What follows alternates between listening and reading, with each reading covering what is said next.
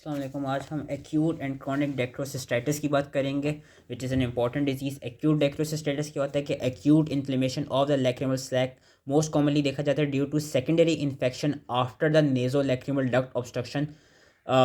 ये एक्यूट डेक्ट्रोसिस्टाइटिस देखी जाती है। मोस्ट कॉमन ऑर्गेनिजम्स कौन से हैं? Staphylococcus, Streptococcus, pneumococcus. Clinical features क्या होते हैं कि पेनफुल रेडनेस स्वेलिंग होती है at the medial canthus which is associated with एपिफोरा यानी वाटरी आइज। एग्जामिनेशन में हमें क्या मिलता है कि मीडियल कैंथस की स्वेलिंग मिलती है which is reddish and tender on touch. Regurgitation test is difficult to perform due to tenderness. Mucopurulent या प्यूरुलेंट डिस्चार्ज मिल रहा होता है at the level of medial canthus. Abscess formation भी मिल सकती है अगर तो हम इसको ट्रीट नहीं करें प्रॉपर्ली, और अगर तो एब्सेस फॉर्मेशन मिलेगी तो abscess will eventually rupture and the पस वुड कम आउट। कॉम्प्लिकेशंस क्या हो सकती हैं? Pre septal cellulitis and external fistula formation. ये इन्होंने दिखाया हुआ है कि ये एक्यूट डेक्रोसिस्टाइटिस है, साथ में ये कॉम्प्लिकेशन होगी, ये प्री सेप्टल सेलुलाइटिस बन गया एंड अगेन एक्यूट डेक्रोसिस्टाइटिस के साथ यहाँ पे एक्सटर्नल फिस्टुला फॉर्मेशन बन गई है। फोकस हो जाओ, एक्सटर्नल फिस्टुला फॉर्मेशन बन गई है। ट्रीटमेंट क्या होती है? कंजर्वेटिव में वही एंटीबायोटिक्स आ जाती हैं। हम टॉपिकल एंटीबायोटिक आई ड्रॉप्स भी दे सकते हैं, सिस्टेमिक एंटीबायोटिक्स भी दे सकते हैं to control the infection.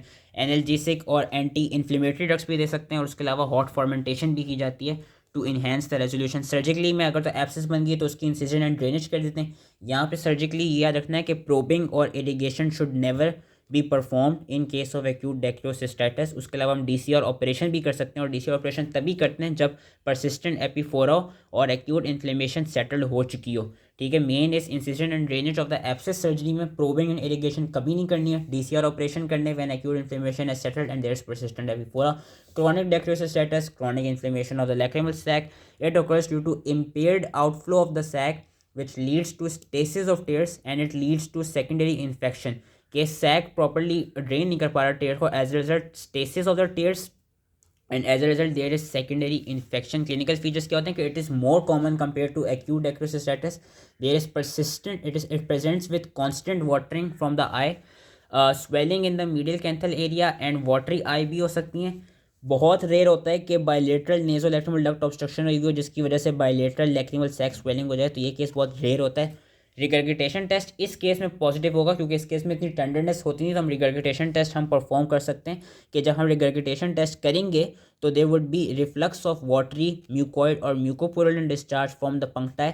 म्यूकोसील formation भी हो सकती है if the sac becomes dilated after blockage of common canaliculi. हमने पढ़ा था कॉमन कैनालिकुलाई से लैक्रिमल सैक में ड्रेन होता था, अगर कॉमन कैनालिकुलाई की ही ब्लॉकेज होता है तो it will lead to mucocele formation and it may also be associated with chronic unilateral conjunctivitis. इसकी ट्रीटमेंट जो क्रॉनिक डेक्रोसिस्टाइटिस की दैट इज जो डेक्रियोसिस्टोराइनोस्टोमी। DCR इज जो main treatment. External and endolaser DCR approach की जाती है। External approach हम without tube भी कर सकते हैं या विद सिलिकॉन ट्यूब भी कर सकते हैं, और एंडोलेसर जिस तरह हमने पढ़ी थी कि लेज़र के थ्रू होती है, स्किन पे अप्रोच कोई नहीं होती, उस तरह हम परफॉर्म करते हैं। ये इन्होंने सिलिकॉन ट्यूब के थ्रू एक्सटर्नल DCR वाली अप्रोच दिखाई, सो एक्सटर्नल DCR वाली अप्रोच दिखाई हुई है।